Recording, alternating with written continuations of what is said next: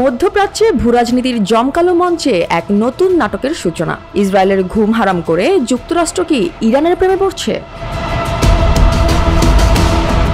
দীর্ঘদিন ধরে ইরান আর যুক্তরাষ্ট্র দুই দেশের সম্পর্ক ছিল শত্রুতার, অবিশ্বাসের ও নিষেধাজ্ঞার বেড়াজালে বন্দী। কিন্তু হঠাৎ করেই যেন সেই বরফ গলছে। ইসরায়েলের সাম্প্রতিক আগ্রাসনের পর যুক্তরাষ্ট্রের ভূমিকা ছিল নিয়ন্ত্রিত, আর ইরানের সাথে পর্দার আড়ালে আলোচনা স্পষ্ট হয়ে উঠছে। যুক্তরাষ্ট্র এখন ইরানের সঙ্গে আলোচনা করছে ওমান, কাতার ও সুইজারল্যান্ডের মাধ্যমে। মূল বিষয় তিনটি: ইরানের পরমাণু কর্মসূচি, নিষেধাজ্ঞা শিথিল এবং আঞ্চলিক নিরাপত্তা। এমনকি শোনা যাচ্ছে $30 বিলিয়ন শান্তিপূর্ণ পারমাণবিক বিনিয়োগ প্রকল্প বিবেচনায় রয়েছে।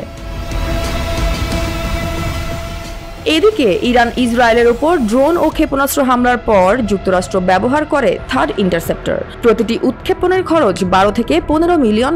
হিসেব বলছে যুক্তরাষ্ট্রের খরচ হয়েছে $1 বিলিয়ন বেশি। এই ব্যয় সত্ত্বেও তারা সামরিক ভূমিকা সীমিত রেখেছে, যা ইঙ্গিত করে নতুন কৌশলের।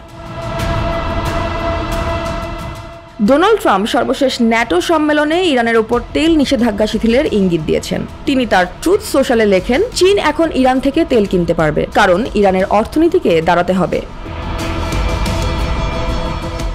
বিশ্লেষকরা বলছেন যুক্তরাষ্ট্র এখন ইরানকে কন্টেইন করে এঙ্গেজ করার কৌশল নিচ্ছে। একদিকে চীন রাশিয়ার প্রভাব কমানো, অন্যদিকে ইরানের বিপুল গ্যাস, খনিজ ও ড্রোন টেকনোলজিকে নিজেদের বলয়ের মধ্যে আনা। যুক্তরাষ্ট্রের এই নমনীয়তায় ক্ষুব্ধ। মানবাধিকার লঙ্ঘন, গাজায় মৃত্যু মিছিল আর আন্তর্জাতিক চাপের মুখে তারা এখন কিছুটা একা। হোয়াইট হাউস পর্যন্ত নেতানিয়াহু সরকারকে বলছে উগ্র জাতীয়তাবাদী।